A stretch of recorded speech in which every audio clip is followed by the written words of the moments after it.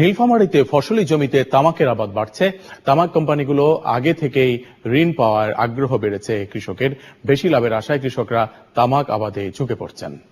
নীলফামারী প্রতিনিধি আনোয়ারুল আলম প্রধানের পাঠানো তথ্য এবং ছবির সহায়তায় রয়েছে একটি ডেস্ক রিপোর্ট।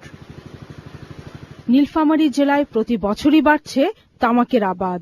সরকারিভাবে তামাক চাষে নিরুৎসাহিত করার কথা বলা হলেও তামাক কোম্পানিগুলোর প্রলোভনের ফাঁদে আটকা পড়ছেন কৃষক। আলু যদি গাড়ি পোকা ধরেছে, বাজার নাই, ধান গাড়িছেন রেট নাই, একই অবস্থা। তামাক গাড়ি এই জন্যে 10 টাকা একদিনে পাই, একদিনে বিক্রি করি, কিছু আমাদের সংসারে কাজে লাগে।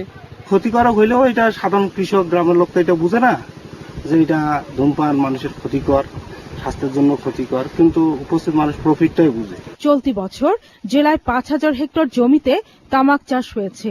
কৃষক বলছেন অন্য ফসলে লাভ কম হওয়ায় আমন ধান কাটার পরে জমিতে তামাকের চারা রোপণ করেন তারা। ক্ষতিকর হইলে এখন আমরা কি, সরকার তো তামাক নিয়ে এটা তো ক্ষতিকর, সরকার যদি নিষিদ্ধ করে তাহলে সেটা দেখা যাবে।